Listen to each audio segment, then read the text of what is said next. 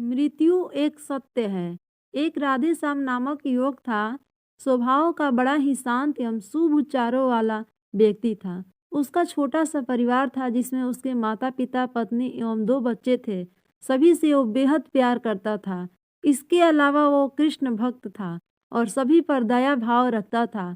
जरूरतमंद की सेवा करता था, किसी को दुख नहीं देखता था। उसके इन्हीं गुणों के कारण श्री कृष्ण उससे बहुत प्रसन्न थे और सदैव उसके साथ रहते थे। और राधे श्याम अपने कृष्ण को देख भी सकता था और बातें भी करता था। इसके बावजूद उसके कभी ईश्वर से कुछ नहीं मांगा। वह बहुत खुश रहता था क्योंकि ईश्वर हमेशा उसके साथ रहते थे, उसे मार्गदर्शन देते थे। राधे श्याम भी श्री कृष्ण को अपने मित्र की तरह ही पुकारता और उससे अपने विचारों को बांटता था। एक दिन राधे श्याम के पिता की तबीयत अचानक खराब हो गई और उन्हें अस्पताल में भर्ती किया गया। उसने सभी डॉक्टरों के हाथ जोड़े, अपने पिता को बचाने की विनती की, लेकिन सभी ने उससे कहा कि वो ज़्यादा उम्मीद नहीं दे सकते और सभी ने उसे भगवान पर भरोसा रखने को कहा। तभी राधे श्याम को कृष्ण का ख्याल आया और उसने अपने कृष्ण को पुकारा। कृष्ण दौड़े चले आए। राधे श्याम ने कहा, मित्र, तुम तो भगवान हो, मेरे पिता को बचा लो। कृष्ण ने कहा, मित्र, ये मेरे हाथ में नहीं है। अगर मृत्यु का समय होगा तो होना तय है। इस पर राधे श्याम नाराज हो गया और कृष्ण से लड़ने लगा। गुस्से में उन्होंने कोसने लगा। भगवान ने भी उसे बहुत समझाया पर उसने एक न सुनी। तब भगवान श्री कृष्ण ने उससे कहा, मित्र, मैं तुम्हारी मदद कर सकता हूँ, लेकिन इसके लिए तुम्हें एक कार्य करना होगा। राधे श्याम ने तुरंत पूछा, कैसा कार्य?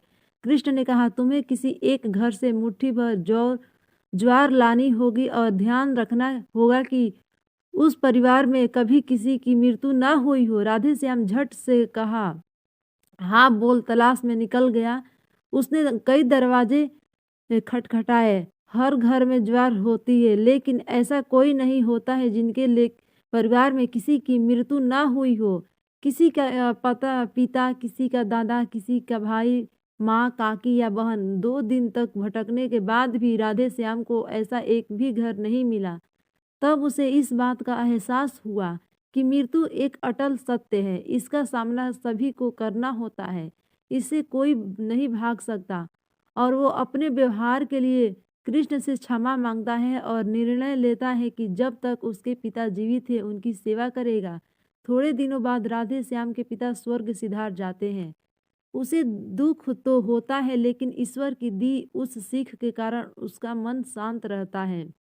दोस्तों, इसी प्रकार हम सभी को इस सच को स्वीकार करना चाहिए कि मृत्यु एक अटल सत्य है। उसे नकारना मुखरता है।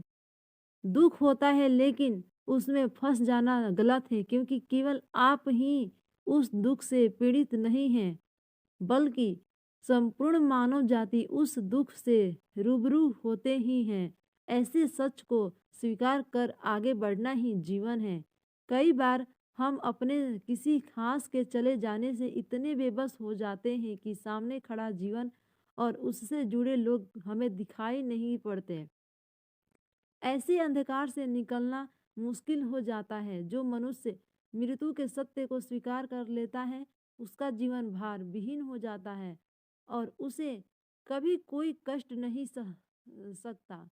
वो जीवन के हर क्षेत्र में आगे बढ़ता जाता है। दोस्तों, अगर ये कहानी आप लोगों को अच्छा लगे तो प्लीज़ वीडियो को लाइक एंड चैनल को सब्सक्राइब जरूर करें। धन्यवाद दोस्तों।